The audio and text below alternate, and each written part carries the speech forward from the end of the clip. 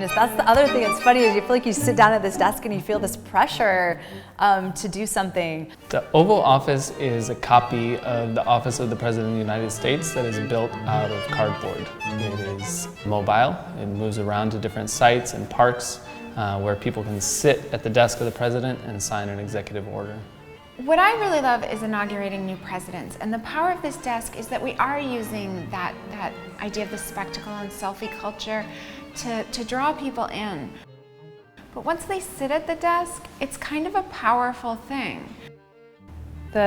What stands out to me about when we were in Modesto was working with younger people in the community, thinking sort of hard about what was the executive order that they would want to see in the world, and some of them really taking that moment, taking that time to think.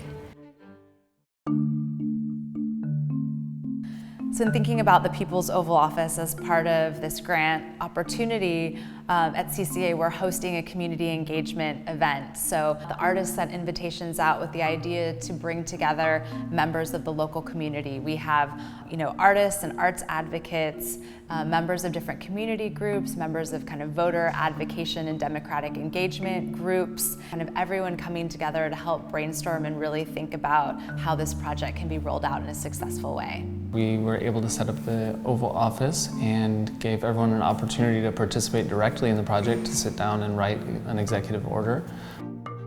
We registered about 130 students that weekend with the help of 100 Youth of Action.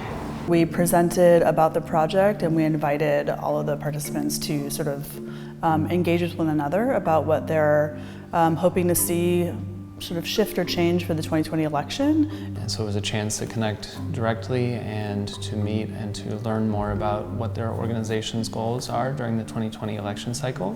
We feel that our project will be most successful if we have a variety of partners and are able to present our project in a number of spaces throughout the Bay Area.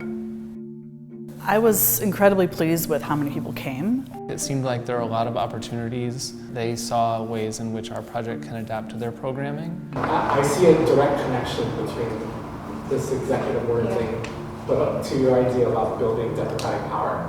Because I think that for us, voting and the census are the exact same thing. Some outcomes from this dinner were that we got positive feedback for our current projects, with suggestions and ideas on how to further deepen our engagement with the community. We built new relationships, and we got further information about the census. For every one person that is not counted, that's $2,000 that are lost per person per year. So the 10 years in the census will be $20,000. So CCA is our primary partner, but we're also partnering with SF Parks Alliance, who is providing us access to a number of their spaces throughout the city. Our intention is to go to a number of Parks Alliance sites as pop-ups, and then also to develop these kind of deeper community relationships with groups like CCA, where we can do follow-through events. So we see the opportunity in working with SF Parks Alliance, in working with groups like 100 Days Action to try to activate the public space and use projects like the People's Oval Office as a bridge to have deeper connections with the local community.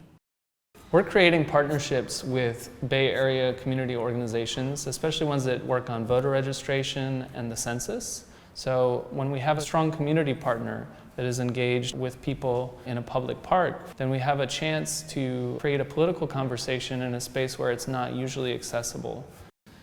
So the SF Parks Alliance has given us a blanket permission to activate a number of different sites. We did a round of site visitations where we photographed different spaces where we'd like to see the Oval Office, including Jean Suttle Plaza, Mendel Plaza, Daggett Park near CCA, Ingleside Library, and 16th Mission.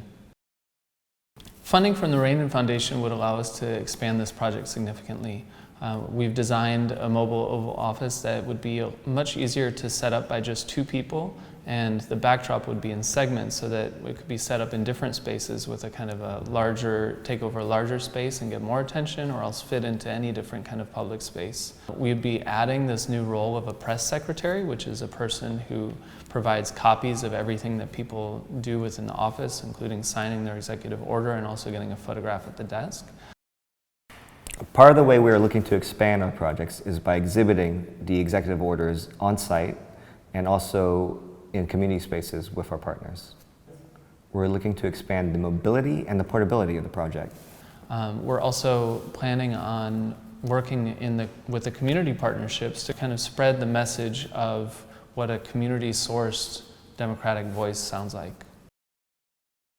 And also in being able to give each person who experiences the Oval Office a copy of their executive order to take home with them. That is huge, because a big part of this project is trying to help people to see what their role is in the process, and if they have a copy of the thing that they wrote on this one day in a strange place in a weird park, then they have this kind of note for themselves to think about how they want to engage with a future that they want to see.